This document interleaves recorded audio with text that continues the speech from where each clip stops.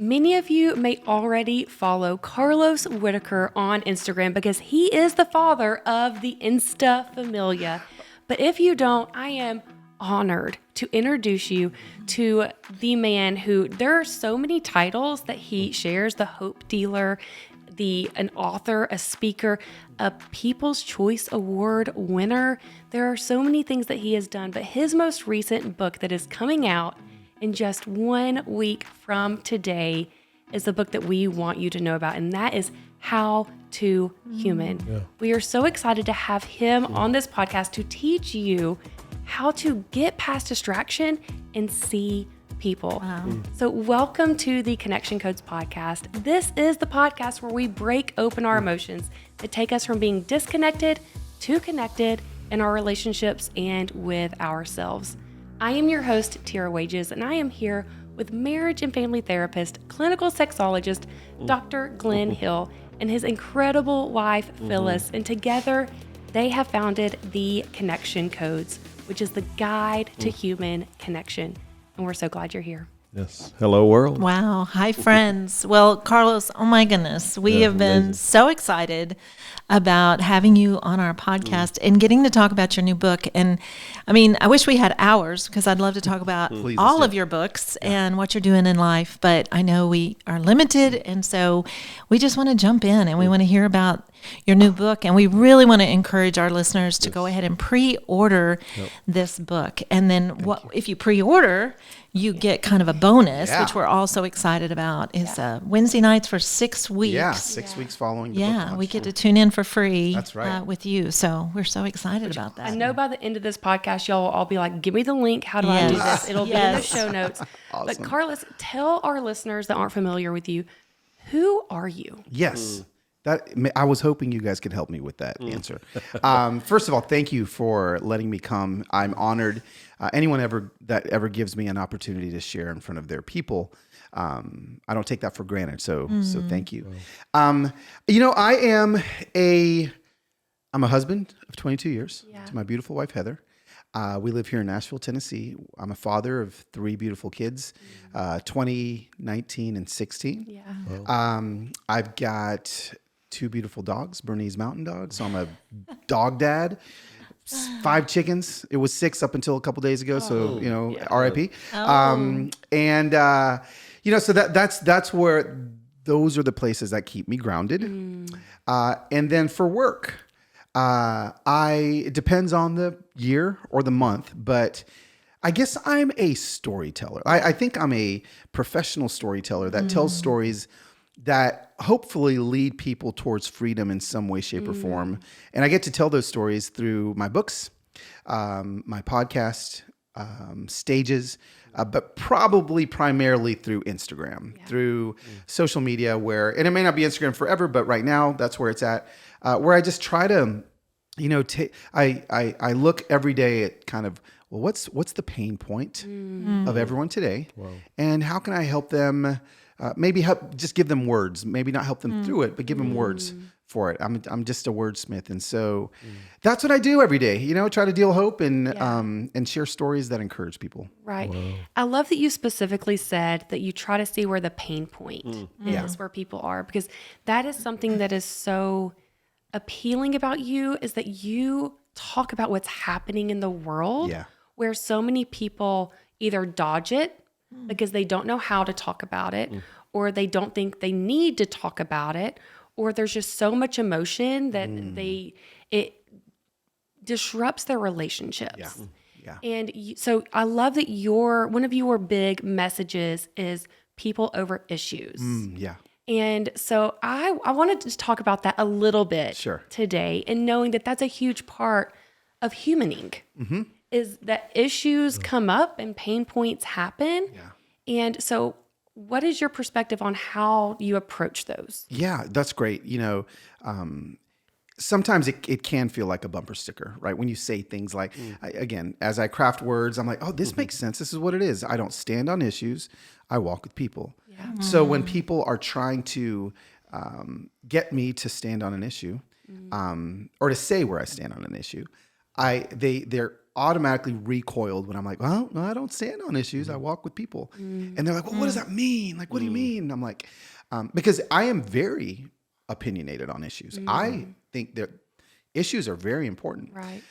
But I feel like where we have gotten the last few years is to such an unhealthy space Yes. of suddenly we have become human opinions as opposed to human beings. You know, like we're all about this issue, and we forget that issues are humans and that they're all affected. So what that looks like for me is when I get passionate about an issue, whether one side or the other, I immediately, like I know where I stand, but I immediately find somebody that stands on the other side. Amazing. And I go walk with them. Yeah. And guess what? Walking with them does not mean arguing with them. Walking with them does not mean trying to change their mind. Walking with them may mean watching an NFL game with them.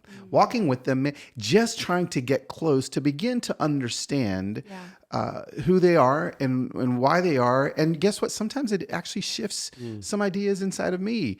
But gosh, I mean, if there is something that people don't like to do in 2023, it's change their mind. Yeah. And, you know, it's like, I can never change my mind on something. Yeah. And I actually have a change my mind journal that I keep. Every week, I try to change my mind on something. Wow. Even if it's tiny, even if it's like, oh, I used to like duck tacos. Now I don't. Like it could be something that simple, or it could be something big. I just think that we've gotten to a space in culture where it's become so toxic, and we treat people not as humans anymore. We just treat them as ideas.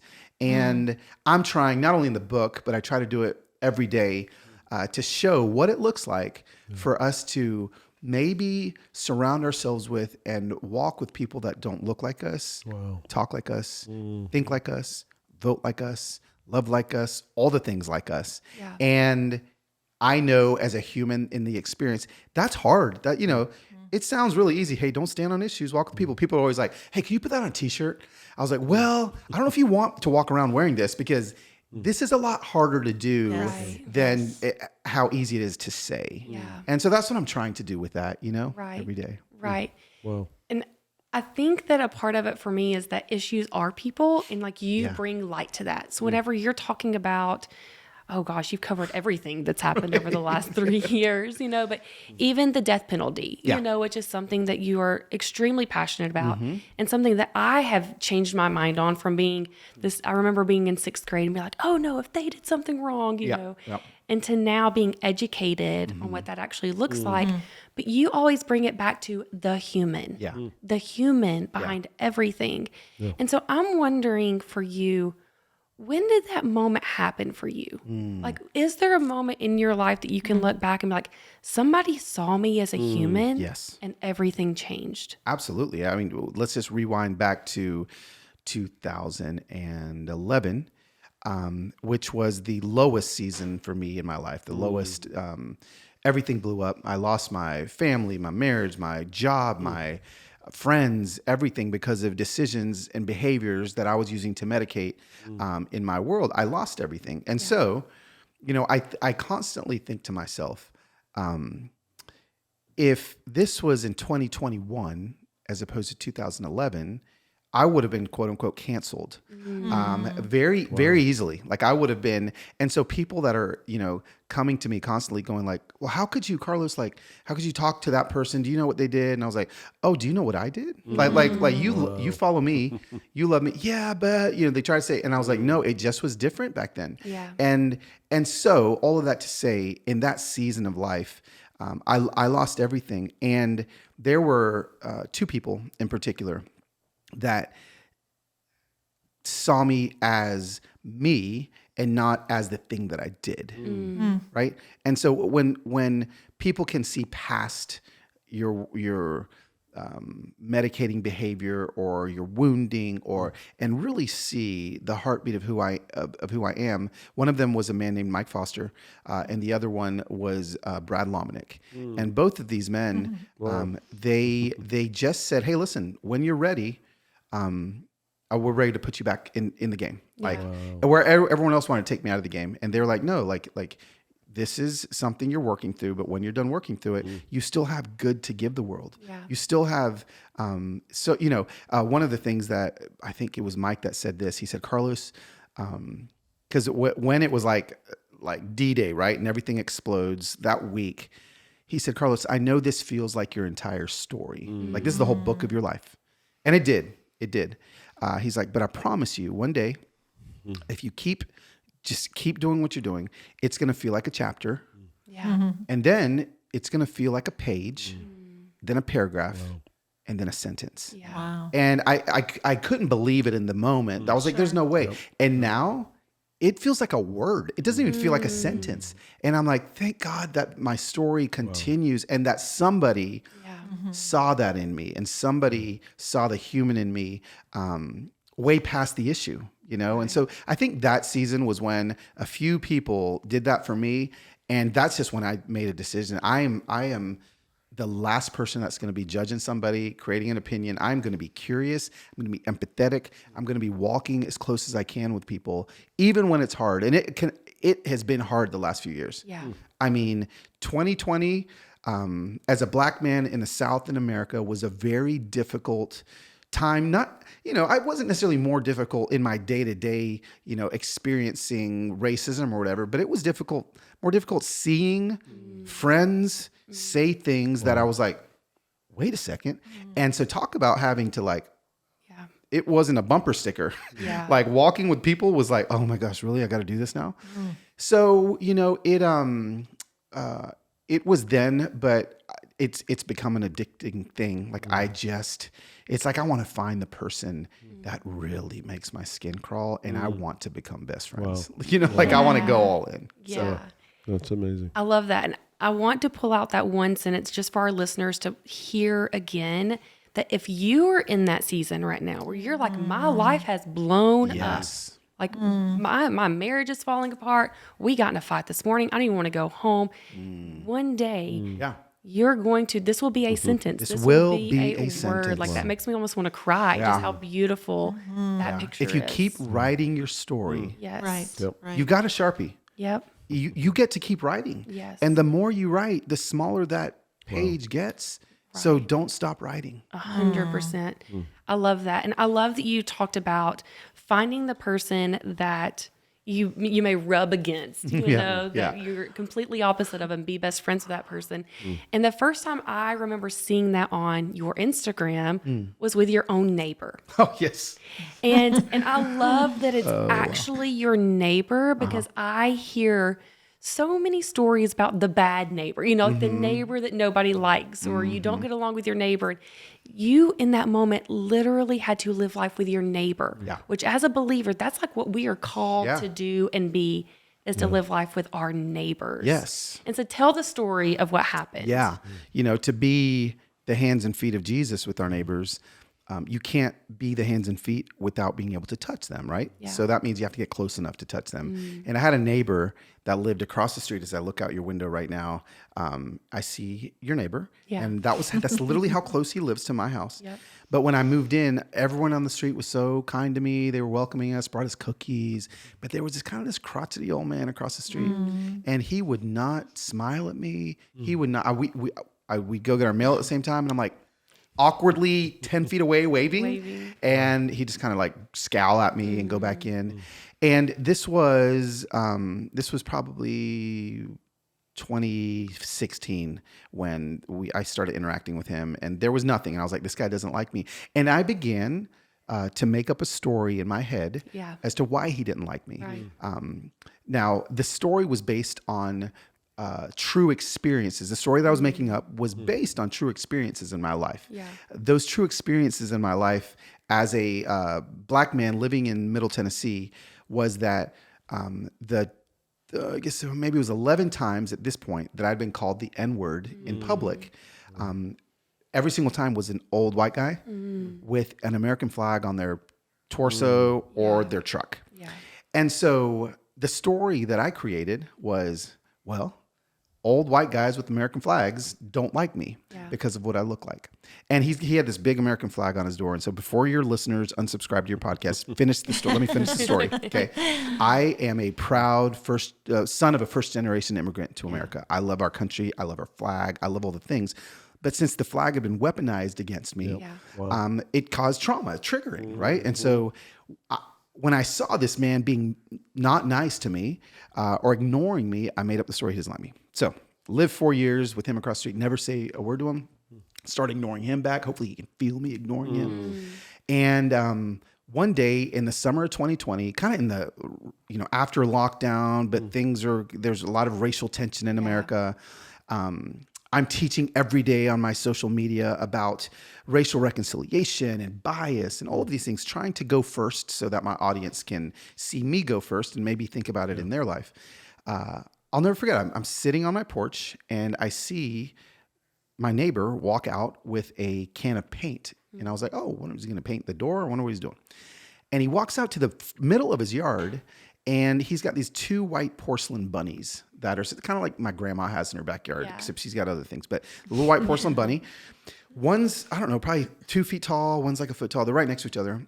And this man, without seeing me there, just gets down on one knee, takes a paintbrush out and dips it in the paint can and starts painting one of the bunnies. Yeah. And he's painting it black. And I was like, oh, what is it like?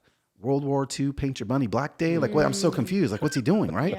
And then he paints it black and then he closes the paint can, gets up and walks back into his house. And I was like, that's weird. Why did he do that? So I was like, Heather, babe, come here. My wife. And she comes outside and I was like, you see that? She's like, what? And I was like, look, do you see the 2 bunnies in his front yard? They've always been white. He just painted one of them black. Why do you think he did that? And she goes, why don't you go ask him? Wow. And I was like, oh, no, I don't want to do that. I don't, that is uncomfortable. I don't want to walk across the street, which is something I realized when she said that I had never done. So I was like, oh, I got to pray about it. Like, I don't know if I can do that. So the next day, I didn't pray about it. The next day, FYI, so people don't think I'm super spiritual. The next day, I see him come out to get his mail or something. And I was like, okay. So I pulled out my phone and I hit record because I'm like, it's 2020. I'm recording every interaction I have with people that don't like me. So I'm walking over there and I'm like, I get halfway across the street and I'm like, excuse me, sir. Hi, my name's Carlos. I live across the street, as if he didn't know I lived across the street. And he turns to me with that same scowl on his face. And suddenly that scowl turns into the largest grin I've ever seen. He's like, oh, hi, Carlos. My name's James. I've only lived here since 1962, And I was like, oh my gosh, he's smiling at me. And suddenly everything begins to crumble, right? And I'm like, please, I need him to be mean. I need him to be mean. Wow. And he's like, oh my gosh, like I just, I'm so grateful that you walked over here. And we start chatting. And I was like, hey, I just have a question. Can you tell me why you painted that bunny black? He's like, oh, with everything that's going on in the country, with everything that, that has to do with racism. My parents, they hired a servant, a black woman, when I was a young child. And she taught me how to read. She taught me how to write. She taught me how to comb my hair, do everything. And I can't even imagine somebody looking at her any different than they look at me. And I could have done something bigger, but, I'm scared to go downtown to a march. It's because I'm scared I'm going to get COVID. So I thought, I'm just going to paint a bunny black. Wow. My jaw, I was having to pick up with both my hands off the floor to close my mouth. And I looked at this man and I just said, James, I need to say I'm sorry. I'm sorry for ever thinking anything about you that I'm trying to teach I told him this, I'm trying to teach my Instagram. And he's like, huh? Like, what's Instagram? I'm trying to teach my Instagram about racial bias. And I have racial bias against men that look like you, thinking that they don't like me. And I just want to tell you I'm sorry. Wow. And, he's like, well, he didn't know what to do because I started crying. Yeah. And he's like, this is so weird. And no wonder I don't talk to my neighbor. Well, we became just tight. Like the poor guy was trying to live his best single retired life. And I'm like knocking on his door every day. Hey, let's come out. Do you want to have a beer? And like, we're just so close now. Yeah. And what I tell that story and I share that story so that my followers who are primarily white can see that, listen, if I can do this and if I have a problem with this, and if there's something, even if it was, I didn't even know it, to be honest with you, until I thought about it, I had a bias in me. And if I have one, I guarantee we all have them too. Yeah. This is how we come out of them. We get near. If we want to be the hands and feet, you got to get near. You can't just look at someone from across the street with some binoculars and expect to really see them. Yeah. You have to get close. And when I did, everything changed. And I shared that I shared that encounter on Instagram. I remember going the next day over and said, hey, James, I know this is kind of weird, but like I was recording that whole thing on my phone just in case something went down. But like, can I share that on my Instagram? And again, he didn't know what that meant. I was like, online, and he still didn't know. His TV literally has antennas coming off the top of it. And so he's like, sure. Well, it went viral. And then like the next day I'm like, hey, James, I go back over and knock on the door. I was like, tomorrow morning at like 7 a.m., can you come to my house? Because there's a couple news stations that want to interview us. And he's like, huh? Yeah. And, he got to share his story about being a veteran of the Vietnam War. And, it just was beautiful. And so, I try to, that's how I try to teach, is just by living it, I guess. 100%. And it makes me think that so often every single one of us walks into a situation and has some kind of, we all have our internal emotions that we're feeling. Absolutely. Like I can walk into a room and be experiencing fear, and that fear is going to keep me from approaching you, who I respect and I think is just like the most incredible human, that I've ever met. But I'm not going to talk to you because I'm experiencing fear that I'm not good enough and shame. But then to you then will perceive it by your own trauma and your shame of what you've experienced in life. And then I'm like, oh my gosh, she doesn't like me. She doesn't like me. And so I think that it's so crucial that we all really tune into that anytime there's any kind of friction with someone, taking that extra step, crossing the street, walking across the room, and just asking a simple question. Suddenly his whole face changed. Yes. You asked him one question. Because I got close. Yes. And the amount of times, this is my secret weapon on social media these days, because I say things that ruffle people's feathers, right? I try to do it kindly, but if somebody's going to get ruffled, they're going to get ruffled. And oh my gosh, if you're in my close friends list on Instagram, you see these because I take screenshots, but the things people say to me are so mean. Yeah. And I know that meanness is coming from a wound somewhere. Right. That meanness is coming from. So, and this is what I do to get close on social media every single time. And it messes with people. They'll type out with their thumbs, just this rage-filled thing. And I don't type anything back to them. I open up the camera and I hit record on a video. And these are people that probably never think I'm going to read their DMs. And I look at my phone. I was like, hey, I just want you to look in my eyes for a second. Like, I just want to say I'm sorry. Like, I know that this conversation is obviously triggering for you. And if you ever want to talk about it, like, I'd love to talk like this with you. But just know that I'm sorry for making you feel this way. And I send it 99 out of 100 times. All of those people that have been rage-filled coming at me, because I got close and looked them in the eye, they've become like some of my strongest supporters. And so, but it's because I get close. I get close. I get close. And I think about also how this applies to relationships. We talk a lot on this podcast about marriage and about relationships. We even do this at home with our partner. Yeah. We walk in the door, they shoot us a look because the kids have been screaming all day, or they spilt milk and it's behind the fridge and now it's going to stink. And so they're feeling their own grumpiness. We walk in the door, they look at us, we're like, oh gosh, I'm not getting close to that. And then you put up your defenses and then next thing you know, you're at war with each other. And so it's getting close to, even in your own house, that's good. Not being afraid to ask that question. And the question that we prompt people to ask is, what's happening? Just like, what's happening? What's happening right now? What's happening with you, And so I think that is so powerful. And so in thinking about that situation, because that's a moment that I was watching. I remember when you posted it and I saw you human in that moment. And now you have a book coming out on how to human, and you've done several things over the last 3 years to really see people. And so what does that mean to you? Like, what is your mission with How to Human?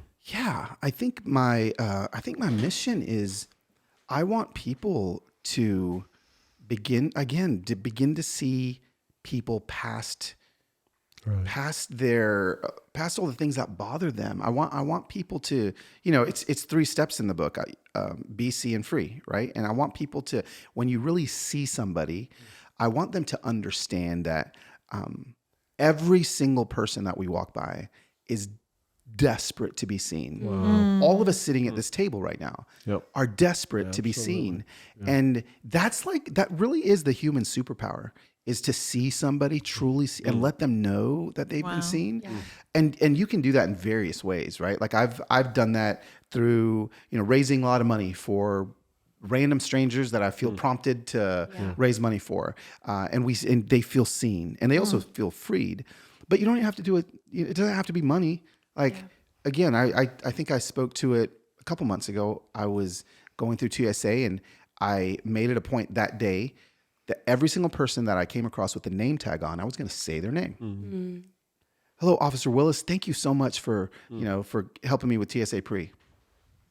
They just kind of look at me like, you just said my name, and there's something about just that that people feel seen. So in the book, I share various stories on what this looks like on the whole be human piece, like our identity, who we are, being everything that we were created to be. Once you can be, then you can see, and helping people with that seeing piece. But it's that last piece, the freeing people piece, that probably is the hardest for everybody, because now you got to get your hands dirty. Now, in order to free somebody, there's going to have to be some risk involved. Yeah. If you want to rescue somebody, there has to be risk involved. If there's no risk involved, there's probably not a lot of rescue involved. So what is it going to look like? And risk is going to look different for everybody, but what's it going to look like to risk? And really quickly, a quick summary of a story that I use to anchor the book is in Acts chapter 8, the story of Philip and the Ethiopian eunuch, right? And how this Ethiopian eunuch is not somebody that Philip in 1,000 years would just hang out with. It's not one of his boys. This was a black castrated man from another country riding in luxury in this chariot. And I tell him the story how Philip was led not only to the road to see him, he could have stopped there and been like, Jesus loves you, right? But then he was called to go up to it. Yeah. And now he's like, okay, sweet. Jesus loves you. He can say it. And people are like, okay, that's good enough, man. I'm there. But I'm like, that's not it. You got to get in it. So then he got in the chariot, and that's when life change happened. Yeah. That's when it happened. And so the book really helps people, I think, get in the chariot. Gosh, I'll tell one last story that happened this last week. I'm sharing Acts chapter 8 at a church. I'm preaching the message of how to human in a church. And I share the story of the Ethiopian eunuch and Philip. And afterwards, I haven't shared this. I shared it on my Instagram, but on a podcast yet. Somebody, again, it was an older white gentleman, came walking up to me. And, people are normally just greeting me, thanking me for the message and filling my words of affirmation tank. And as this guy gets to me, I was like, he looks like my neighbor. Like he looks angry. Like he doesn't look excited to talk to me. And he gets up to me and he's like, doesn't say anything for about probably 30 seconds, just kind of looking at me. And I'm like, okay. So I'm kind of looking like left and right. Like, is there someone that can help in case something happens here? And he just, with just the thickest Southern accent, he's just like, I've been prejudiced my whole life. And this is just me. And now he's crying, coming up to your chariot. And I just was like, and then he said, can I get in your chariot? And he opened his arms and I just hugged him and started bawling. We both were like, when grown men are shaking, crying kind of deal. And guess what? There weren't any other pleasantries exchanged. I didn't give him a little pep talk. That was it. Yeah. He walked away and he got in my chariot. And that Beautiful. Is what I want people to get in the book, is that we can all pull this off. Yeah. And a couple of things about that really stand out to me, not just here, but, reading your books and just hearing your messages. First of all, go Heather. And I just love that. And you talk about that a lot, that, she's such a partner for you. And when the connection comes, we talk about that all the time. We're so much better when we're co-regulating, when we're partnered in life, certainly in partnered pairs, but just with friends, with neighbors, whatever. So there's so much power in that. But the other thing, because I think so many people are blocked, are stopped from doing anything because they can't do everything. They can't do something big. That is good. What you need to do is get a petition with 50,000 signatures. Right. Well, who's going to do that? Yeah. I mean, I'm not. The vast majority of the population doesn't. But for you, again, on Heather's nudging, to walk across the street. We're not talking about a huge mission here. Right. Well, Carlos, we want you to go to the, Amazon jungles and accomplish this big. No, this is literally just walking across the street and touching someone's life. And it's like, that was not that big of a huge mission. Right. And again, I hear that from you so much. If we could just get people to do a little, and even that, saying someone's name. Yes. Well, we're not telling you to learn Latin here. Literally read the stupid name tags right there in front of you and just say their name. And we talk about identity. This person receives identity. They feel seen. Yeah. They feel heard. And it changes. And if everybody was doing that, one of my daily goals is to make a stranger laugh. Yeah, and I think if we all did that, and I'm a very funny person, so that helps. I need all your dad jokes, by the way. Just so you know, I've been working for a lot of years to convince Phyllis of that. I'm not just funny. I'm very funny. So I'm getting closer on it. That's awesome. Just those little things. And, if somebody's going to do a 50,000 petition drive, more power to them. Great. But most of us can't do that, or at least are not going to do that. But these little things, one of the Connection Codes protocols is that we must feel seen and heard. If not, we get louder and louder and louder, and we'll probably eventually give up. I think a lot of the crap in our culture today, because people don't feel seen. Right. People don't feel heard. And they're just getting louder. Yes. And we say, well, stop getting louder. Just shut up. It's not going to happen. That's not the human condition. Right. If people don't feel seen, and different people get loud in different ways at different rates, et cetera. Yeah. But people are getting loud.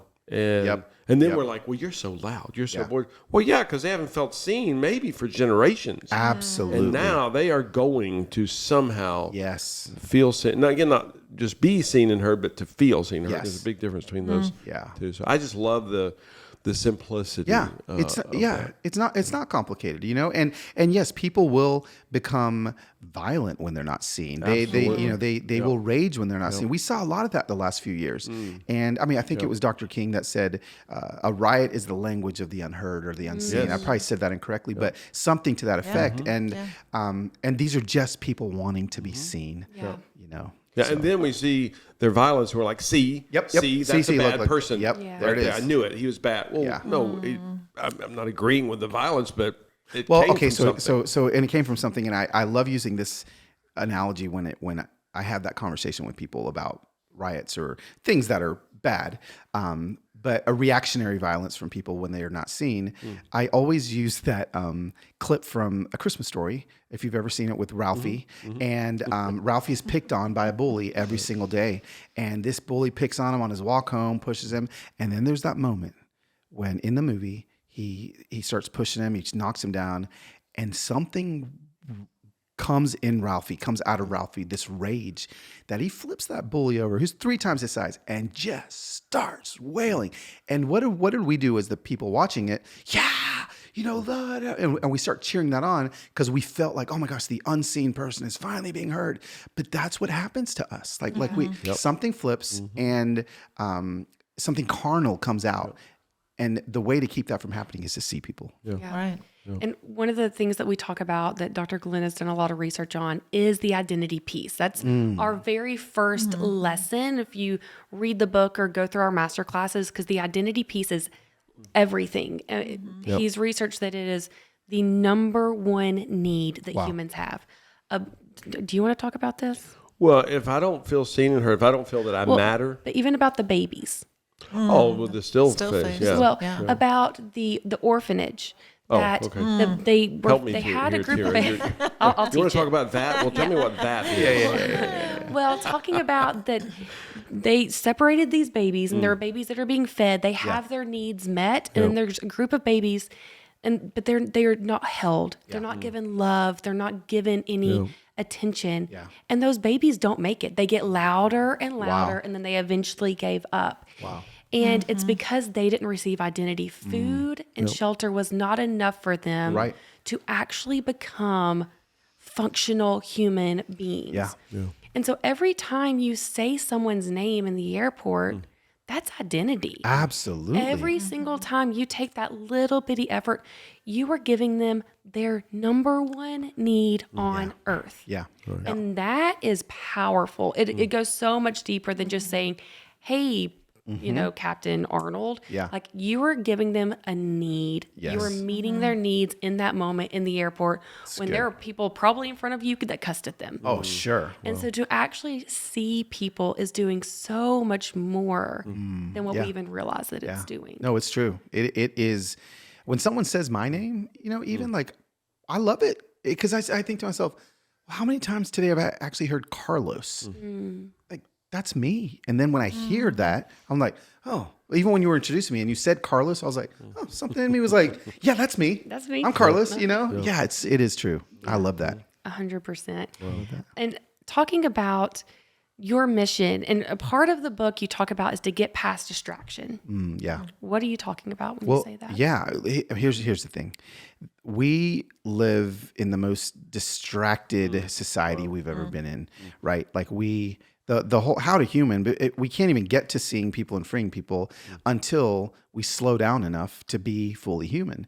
And we're distracted by constant scrolling. You know, as much as I laugh at TikTok every night, like it just is distracting us. It is, we're just distracted. Right. And you know, it's not all technology that's distracting us.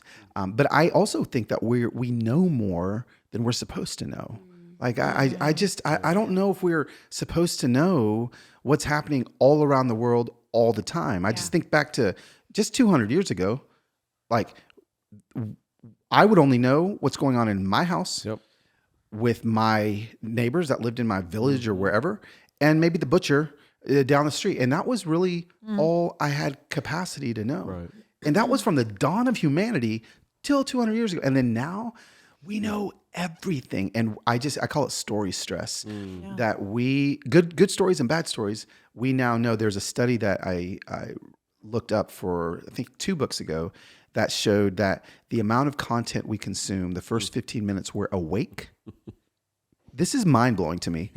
I had to look up the study like 4 different ways to make sure they weren't lying. First 15 minutes we're awake is the same amount of content that my great grandparents consumed in a month. Wow. And so I think to myself, like, talk about being distracted. Yeah. Like we are so distracted. So I've had to like place things in my life that allow me to be more human. And one of those things has been to lessen the stories that I am, you know, consuming every day. So, you know, a hack really easily that I've done in my life is like, I took Twitter off my phone, and I subscribed to a newspaper. Like I literally have some dude throws a newspaper. I still don't know who it is and what time he does it, but I wake up in the morning, I walk out and there's a newspaper in my front yard, just like Leave It to Beaver. I walk out with my cup of coffee and I pick up my newspaper and I read the newspaper. Yeah. And that's all the news I get. If something else happens in the world, I'll find out tomorrow. Right. You know? Right. And so like I'm having to slow down on purpose in order to not be so distracted. And so, yeah, I think distraction is a big piece.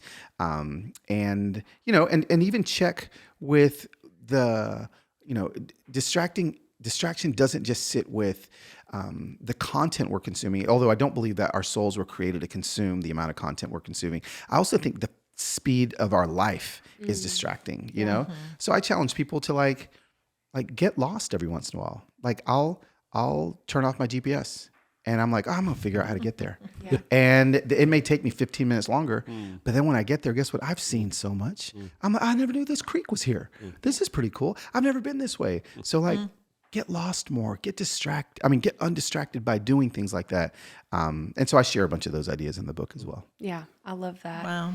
It's so good. I think especially what I love for our listeners to take away is this doesn't have to be complicated. No. I really appreciate that because when we first started talking, where my brain goes is, oh my word, I've got to do more than I'm doing, and I've got to take in every homeless person, and I've got to take in every single mom with kids, and we've got extra bedrooms in our house. They should all be full all the time. And then I have to slow myself down and go, wait a minute. That is not, it's not that. It's just being human, just like what you were saying and you even said, and notice people's name tags, call someone by name, and just even that realization that when someone is even rude to us, when someone cuts us off in traffic or someone is, at the grocery store is grumpy, to realize they're human and we don't know what they just went through. Absolutely. We don't know, but that they just had horrible news that their mom yeah. died. Or we don't know, but that they had the biggest fight with their spouse and their spouse walked out the door. And just to go, okay, just slow myself down and, to realize they're having a bad day. Right. And I need to give grace to that and to realize they're human and what that means. And, so much of even what I love and I so often say with the connection codes and all the tools that we teach is it saved my life, saved our marriage, and gave me the language where I could show up and say what I need as a human. Yeah. Like I was a robot for many, many years. I was a really productive very human. beautiful robot. I was super productive human and I got my worth out of my productivity. And I thought that is what was required of me as a human. And then, but I didn't show up and even identify my own need. And so, it's very lopsided. And so with the tools of the connection codes, it's so much of it starts with yourself. Yeah. You got to figure out what's happening for you. You've got to show up for yourself. And then all of a sudden you have the capacity to show up for your kids, to show up for your spouse, and then look across the street, show up for your neighbor. Yeah. And there are people everywhere once you open your eyes and see that. And I do think what you're saying as far as, I love that, the fact we are getting too much information. Yeah. And each of us can change that. We are in control of what we watch, what we listen to, what we consume, and to just realize this is not healthy. It's not human. No. It's not who we were created to be. It's not what was in the garden. It's just too much. It And is too we're going to have to either make the choice or the choice will be made for us. We see the epidemic of mental health issues that's happening, and I just wonder sometimes, is it just because we know too much? Yeah. It's too, I think we do know too much. And so it becomes paralyzing. Like we're overwhelmed. We don't even know how to just step out the door and be neighborly. And The reality is, for whoever, but I can show you horror story after horror story that's happening around the world just continuously. Well, watch 3.5 hours of that and you're going to be so overwhelmed and despondent. And that was just for today. And it's true. I mean, there's some crappy, horrible, wretched things happening around the world. Yeah, but you just can't handle all of those. It's just too much. Right. And something I think about with this, and I think it would only take 10 minutes of watching, not 3 hours to even feel paralyzed by what is happening everywhere, is when thinking about when you walk out your door, the Howdy Human piece, one of the things that we teach, that's a protocol, like a foundational part of this, is that our brain fires emotional pain the same way it fires physical pain. And so when we are in the grocery store and we see someone that is on crutches, they've broken their leg, we're pretty quick to be like, oh, do you need me to reach this for you? Like, do you need help? How can I help you? Or, a mom that's, her kids are hurt, like, how can I help you? But our brains are firing. We are experiencing emotional pain in the same way. Wow. So if we walk out our door and we actually see all of our neighbors come out of their house, some of them are going to have broken arms. Some of them are going to have broken legs. Some of them are going to be actively hemorrhaging and bleeding. And their bodies are responding to themselves this way. Right. They can't even process earth because they are bleeding. And we don't know how to help them.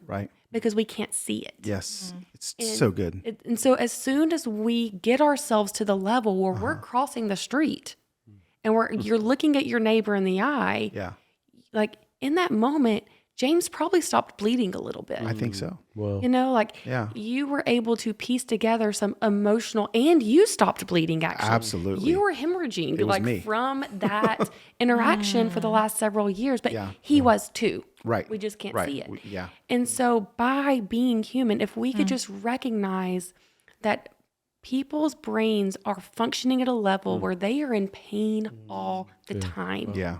And if we can pause ourselves to connect with them, we can change the world. Yeah. And that's what you're trying to do. That's what I'm trying to do. That's what you're doing. Trying my hardest. Yes. Yeah. And so one of the ways that we do that with the connection codes is we teach people how to process their emotion. Got it. Because when we have a lot of emotion firing in our brains, we become flooded and we become dammed up.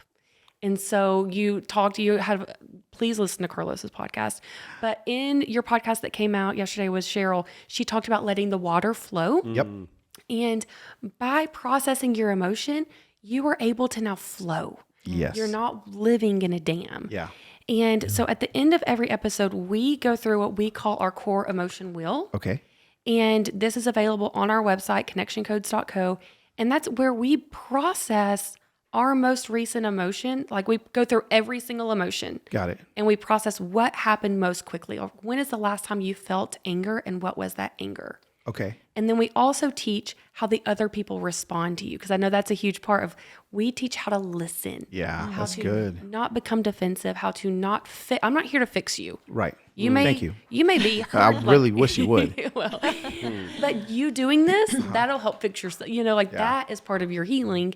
And so, Carlos, would you be willing to do our core emotion wheel Sure. today? I'm a rookie. This is my first I time. know. I love it. Would you? Core emotion connection Yeah. codes. Okay. One of us can go first if you would rather. Oh, no. So what would I just kind of tell you what I'm feeling right now? That'd be fun. Yeah. Do you want think somebody you else to should go go first? Okay. Yeah, you go first. Okay. Tea, and then, Oh, wait. Yeah, maybe show me how. Okay. I love it. And so you just respond by oohing me. Okay. By oohing you? Yeah. So if I say like, I have fear that Carlos thinks I'm a really dumb person, you don't say, oh, no, I don't think that. Oh, okay. Because you're actually not convincing me that I'm not dumb. Right. You just go, oh, I can see why you would feel that way. yeah. Like it's scary to Ooh, meet somebody. There you Yeah. go. There you go. Yeah. Okay. Okay. So And we don't hold the wheel when we're doing we the don't wheel. hold the wheel. I'm sitting here holding the wheel. You're right. Oh, My hands are in my pocket like they're Oh, you- handcuffed you did because a I good know job. I know the rule. yeah. Okay. I always start with anger. I have anger that for so long I have not seen people. And that I do tend to go into confrontations about the issue, especially with my family, my parents. Yeah. And I can get really stuck on that issue. And I'm angry at myself about that. And I'm angry that we live in a world where people just can't be kind. Yeah. Yeah. That we've built this society. Wow. I have shame that I feel like I can't do more, that I don't know what to do at times. And I have shame when I walk into the room with people that I know are hurting, and I have privilege and I have like this life that I didn't ask for. Right. But I have shame that I can't do more to change what's happened. I have guilt that your mic has been a little low this whole time and you've had to bend down, and I have guilt that I didn't say earlier, hey, we can adjust this for you. I get that. I have fear that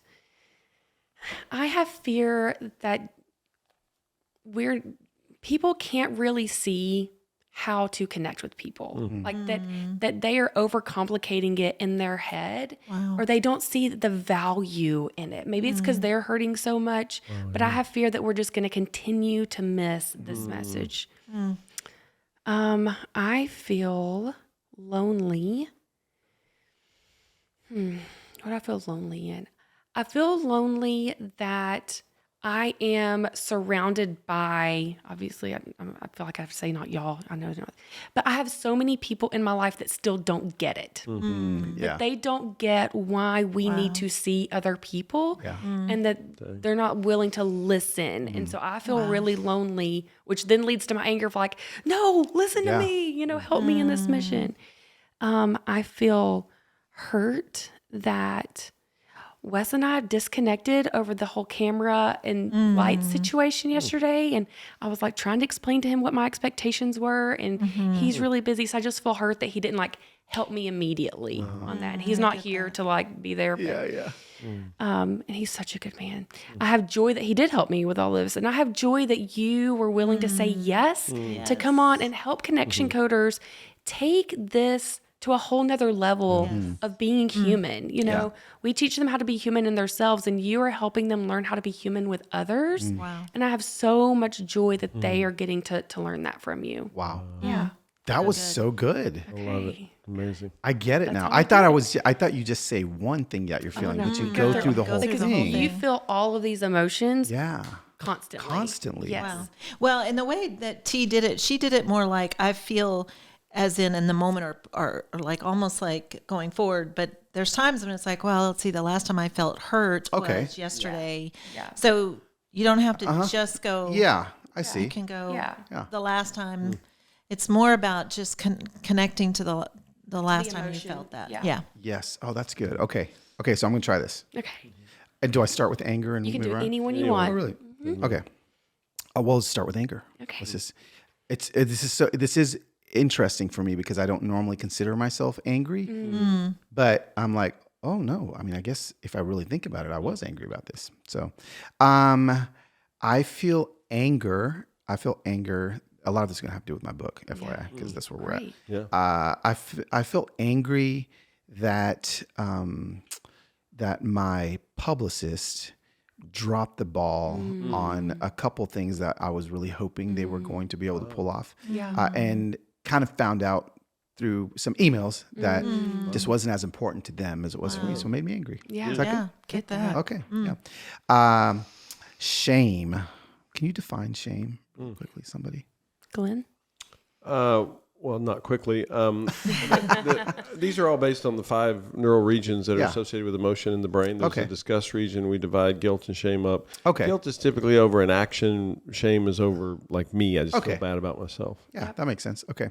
I feel shame over my last book launch, that it didn't do well, and because it didn't do well, there was a lot of low expectations for this one, and so there's just some shame in that. Whenever I'm in when I felt the shame actually when I was in a Zoom meeting with my publication team last week, and they're like, well, so in 2020 Enter Wild sold, and I was like, oh, and I felt shame. Yeah. So there's that.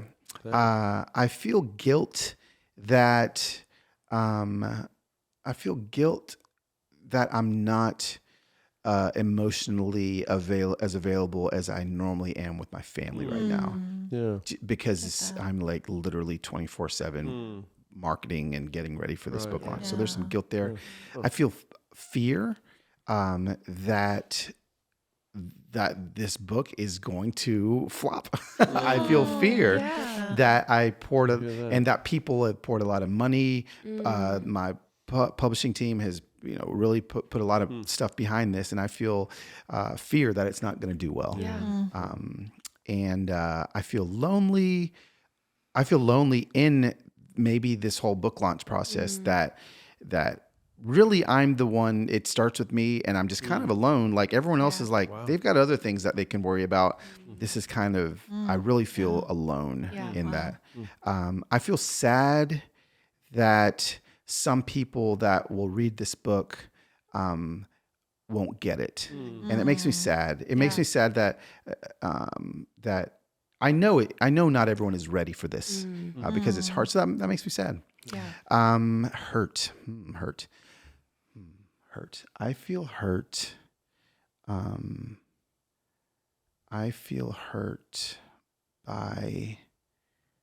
I feel hurt. Oh, I know now. Wow, there it is. I feel hurt by the very first kind of official review of the book from like a publication said that it was in a fast-paced but overstuffed book. I feel hurt that someone called my book overstuffed. Like, what in the world? I'm hurt, man. That hurt. I had to dig for the hurt because I don't really feel a lot of hurt, but that one did. It stung. And I feel joy. It's so weird. I can feel these things at the same time because although I feel fear that's not going to do very well, I feel joy that it literally is on the top 10 new releases on Amazon. And that it's pre-sold close to 5,000 copies, which is more than my last book even sold ever. So, so I feel joy in that, Wow. It was fun. Yeah. Dude, Well, and it's you're a rock fantastic. star. Yeah, Love like it. that these emotions all live side by side in you, and that by processing them, it gets it out of your body, and it is connecting. And so, like, I do this with my kids every night, and I find out things about them in their day they would have never told me otherwise. Yeah, no. And Yeah, no, thank you so much. You're welcome. And I didn't touch it either. You did FYI. such a great job. Much better than Tira. I know, I'm a fidgeter, I know. and so it's a problem for me. I totally agree. And so, yes, you can find our core emotion wheel on our website. And What a great tool.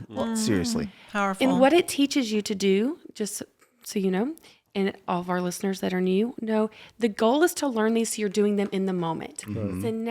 So yesterday, Wes and I were in conflict over the setup, and Glenn and Phyllis left, and I was able to say, hey, bub, I'm really hurt that you haven't, that I asked you to do this week. What would have been a conflict that would lasted a week, because then it would have spiraled. Oh, sure. We would have gone down this road. Yep. We were able to spend about 2 minutes Yep. processing this emotion, because I could identify it. He could identify. He had fear because he actually doesn't do this anymore. Yeah. He has a whole team that does it now. And we were able to connect and be like, oh, okay, great. Now we understand what's happening here. And so doing it in the moment is the goal. So good. And so this just teaches you how to do that. Yeah, I just have to say, Phyllis and I, first 10 years of our marriage was a disaster. Second 10 years wasn't great. And so we're a bit older. I'm 61. Nobody knows how old Phyllis is, but I'm 60. I tell people that. That's right. all Be the proud. time. Yeah. but it's just startling to us because we remember the pain, we remember the defeat, we remember the hours, the days, the weeks, the months, literally the decades of pain that we experienced, and we just marvel because now we process through stuff virtually never more than 30 seconds. That's amazing. And I'm thinking, what's the math on that? 30 seconds times X equals 3 days. Right. That's a big multiplier. And to this day, because we're fairly new in this, with the connection codes just the past few years, we look at each other like, well, dang. Yeah. That's a thing? Yeah. Like we're 25 seconds into this, tense moment and we're good. Yeah. And I'm just looking around like, is there an ogre in the closet somewhere that's going to come out and pounce on us? And it just works. Yeah. So powerful. So good. Yeah. Awesome. Well, Carlos, thank you so much for being here. Absolutely. Thank you. And to our listeners, go right now. You can get it from your website. There is a link on your website. Yep. Through your social media. But Amazon, I mean, it's everywhere. that books are How sold. to Human. How to Human. Go find it. And if you pre-order, Carlos is offering a 6-week Live experience. live experience where every single Wednesday he is going to get on live with another thought leader. Just a friend of mine, like good humans. But cool people. Well, yeah, we You got can sit, Don like, Miller, Sharon McMahon, Danica McKellar, yes. the Holderness family. It's going to be. Your list is incredible. Yeah, it's gonna be awesome. Of your lineup. And so if you pre-order, you get access to that 6-week live experience. And so why not go ahead and just do the pre-order? Just do it now. If Just you do do it. it 3 weeks from now, you're going to miss out on an incredible Yes. offer. Yes. And so again, go to carloswhitaker.com or Amazon and find How to Human. It will also be linked in the show So notes. cool. And thank you so much you're here. We teach all of these things because You need this. You deserve this. So let's do this. let's do this.